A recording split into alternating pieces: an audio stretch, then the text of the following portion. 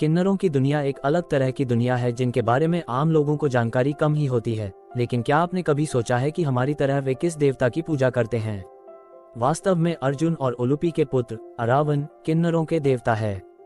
खास बात यह है कि किन्नर इस देवता की सिर्फ पूजा ही नहीं करते बल्कि उनके साथ विवाह भी रचाते हैं। तमिलनाडु में अरावन देवता की पूजा की जाती है। कई जगह इरावन के नाम से भी जाना जाता है। अरावन देव को किन्नरों का देवता माना जाता है, इसलिए दक्षिण भारत में किन्नरों को अरावनी के नाम से पुकारा जाता है। अरावन देवता महाभारत के प्रमुख पात्रों में से एक थे और युद्ध के दौरान उनकी महत्वपूर्ण भूमिका थी। यहाँ मौजूद इस मंदिर की सबसे अनोखी बात यह है कि यहाँ पर अरावन देवता का विवाह किन्नरों से किया जाता है। यह विवाह साल में एक बार किया जाता है और विवाह के अगले दिन ही अरावन देव की मृत्यु हो जाने के साथ ही वैवाहिक जीवन भी खत्म हो जाता है। इसका संबंध महाभारत काल की एक अनोखी घटना से है। महाभारत से जुड़ा है इसका कारण। महाभारत की कथा के अनुसार एक बार अर्जुन को द्रौपदी से शादी की एक शर्त के उल्लंघन के कारण इंद्रप्रस्थ से निष्कासित करके 1 साल की तीर्थयात्रा पर भेजा जाता है।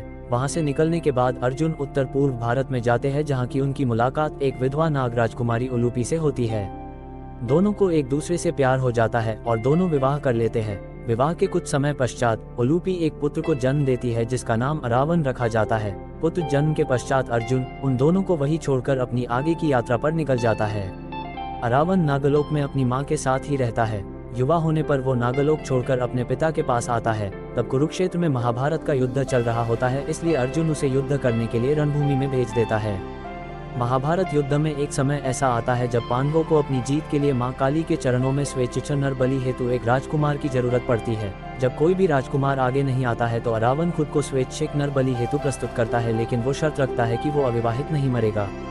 इस शर्त के कारण बड़ा संकट उत्पन्न हो जाता है, क्योंकि कोई भी राजा ये जानते हुए कि अगले दिन उसकी बेटी विधवा हो जाएगी, अरावन से अपनी बेटी की शादी के लिए तैयार नहीं होता है। जब कोई रास्ता नहीं बचता है तो भगवान श्री कृष्ण स्वन्य को मोहिनी रूप में बदलकर अरावन से शादी करते हैं। अगले दिन अरावन स्वन्य अपने हाथों से अपना शीश मां काली के चरणों में अर्पित करता है। अरावन की मृत्यु के पश्चात श्री कृष्ण उसी मोहिनी रूप में काफी देर तक उसकी मृत्यु का विलाप भी करते हैं। श्री कृष्ण पुरुष होते हुए स्त्री रूप में अरावन से शादी रचाते हैं, इसलिए किन्नर, जो कि स्त्री रूप में पुरुष माने जाते हैं, भी अरावन से एक रात की शादी रचाते हैं और उन्हें अपना आराध्य देव मानते हैं। यहाँ होता है किन्नरों का उत्सव।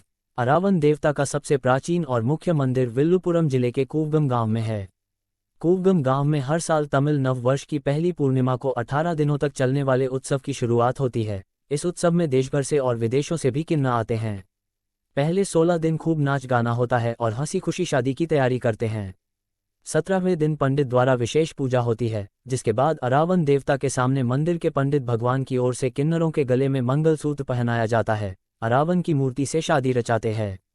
अंतिम दिन यानी 18वें दिन सारे कूवगम गांव में अरावन की प्रतिमा को घुमाया जाता है और फिर उसे तोड़ दिया जाता है। उसके बाद दुल्हन बने किन्नर अपना मंगलसूत्र तोड़ देते हैं, साथ ही चेहरे पर किए सारे श्रृंगार को भी मिटा देते हैं। सफेद कपड़े पहन लेते हैं और खूब रोते हैं। उसके बाद अरावन उत्सव खत्म हो जाता है। अगर ये स्टोरी आपको पसंद आई हो तो लाइक एंड सब्सक्राइब जरूर करें।